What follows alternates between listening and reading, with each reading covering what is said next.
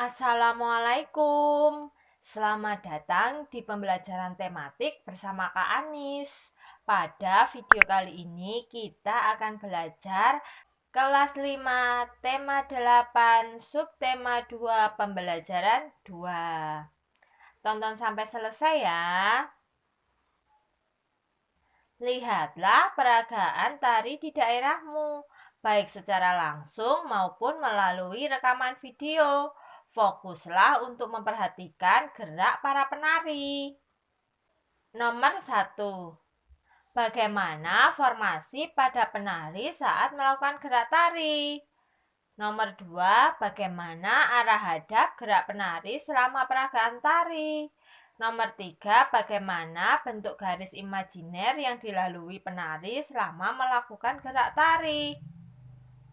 Kalian dapat menjawabnya tergantung dari daerah kalian masing-masing ya. Sekarang ayo kita membaca.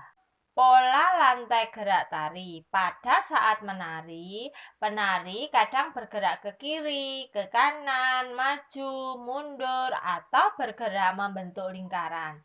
Jika digambarkan, seolah-olah ada satu garis imajiner yang dilalui penari selama menyajikan satu tarian.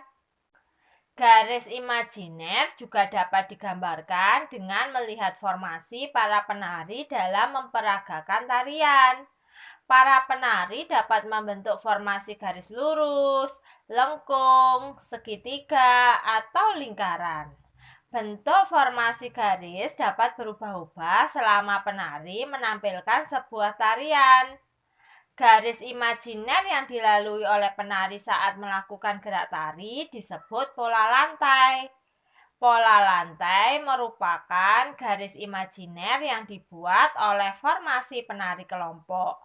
Secara umum, pola lantai berupa garis lurus atau garis lengkung.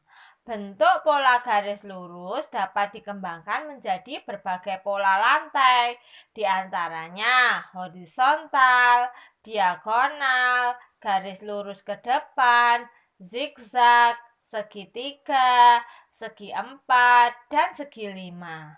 Bentuk pola garis lengkung dapat dikembangkan menjadi berbagai pola lantai, di antaranya lingkaran, angka 8, garis lengkung ke depan, dan garis lengkung ke belakang. Perhatikan gambar-gambar berikut. Ini adalah contoh pola lantai dari gerak yang dilalui penari. Nah, sekarang tugas kalian yaitu berdasarkan teks pola lantai gerak tari, kerjakan tugas berikut ini. Nomor 1, tuliskan kembali pengertian pola lantai menggunakan bahasamu sendiri. Usahakan agar orang lain memahami dengan mudah saat membaca tulisanmu. Gunakan kosakata baku ya. Pola lantai merupakan garis imajiner yang dibuat oleh formasi penari kelompok. Nomor 2, gambarlah pola lantai yang terlihat dari gambar dua tarian pada teks tersebut. Yang pertama, pola lantai tari legong. Yang kedua, pola lantai tari saman.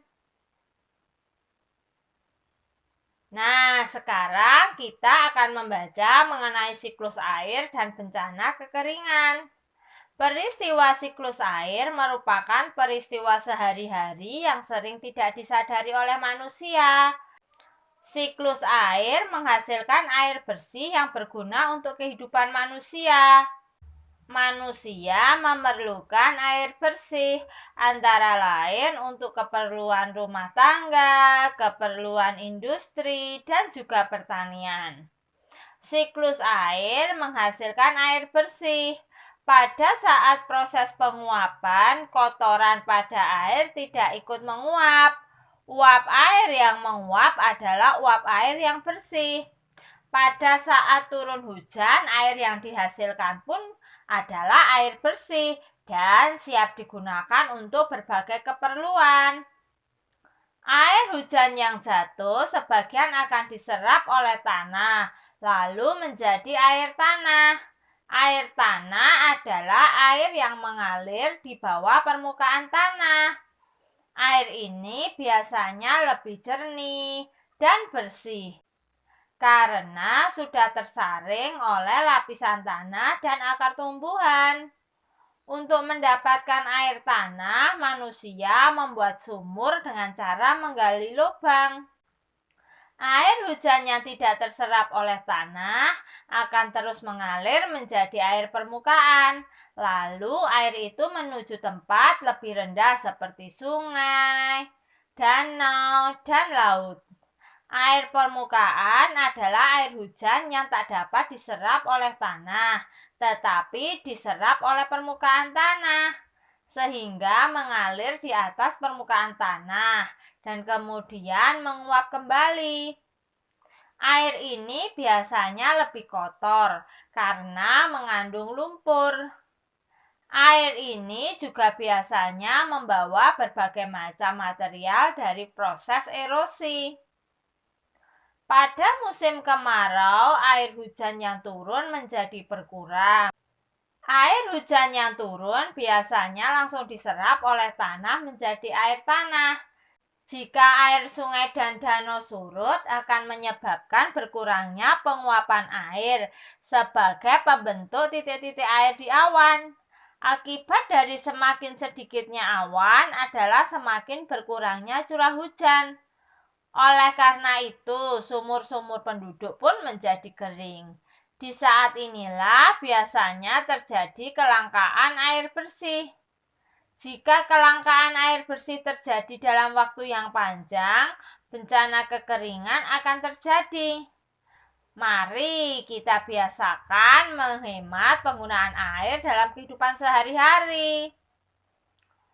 Sekarang ayo kita berdiskusi. Jawablah pertanyaan berikut ini dengan berdiskusi dengan temanmu. Peristiwa-peristiwa apa yang terjadi pada teks? Nah, tadi ada peristiwa apa saja ya? Ada siklus air, penguapan air, hujan, air mengalir, dan terjadinya air tanah. Bagaimana proses siklus air menghasilkan air yang bersih? Jadi, pada proses siklus air ada tahap penguapan air dari permukaan bumi, yaitu dari laut, sungai, danau, dan genangan-genangan air lainnya. Pada saat penguapan air, kotoran pada air akan tertinggal. Uap air yang naik dan membentuk awan merupakan uap air yang bersih. Saat awan menjadi mendung lalu turun menjadi hujan, air yang turun adalah air bersih. Berikutnya, apa yang dimaksud dengan air tanah? Air tanah adalah air yang terserap masuk ke dalam lapisan tanah dan mengalir di bawah permukaan tanah. Air tanah lebih jernih dan bersih karena sudah tersaring oleh lapisan tanah dan akar tumbuhan. Manusia biasa memanfaatkan air tanah dengan membuat sumur. Coba pertanyaan berikutnya kalian kerjakan sendiri ya. Sekarang ayo kita berkreasi. Berdasarkan bacaan siklus air dan bencana kekeringan, buatlah poster tentang dampak siklus air bagi kehidupan.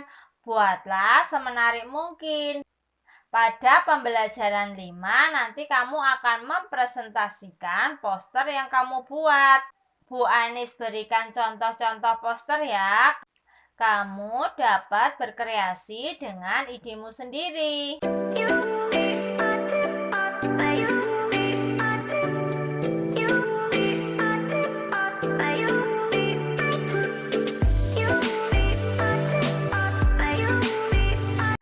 Ayo renungkan, hari ini saya telah belajar apa saja?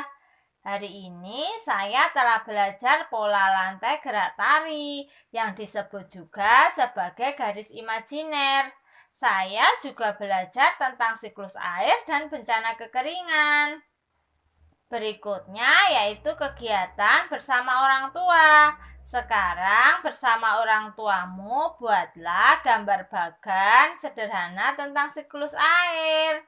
Bu Anis beri contoh ya, kamu dapat berkreasi dengan keluargamu dengan ide-ide yang lebih bagus atau lebih kreatif. Demikianlah pembelajaran pada hari ini. Jangan lupa klik like, komen, dan subscribe agar kalian dapat mengikuti pembelajaran tematik secara gratis dari Kak Anis. Terima kasih.